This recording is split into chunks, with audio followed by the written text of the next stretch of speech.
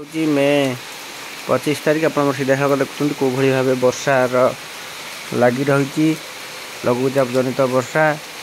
पाखापाखि 2-3 दिन है लगाण वर्षा रही बहु काम बाधाप्राप्त होती कारण मे मसरे जो भली वर्षार देखा दे 2-3 दिन होगा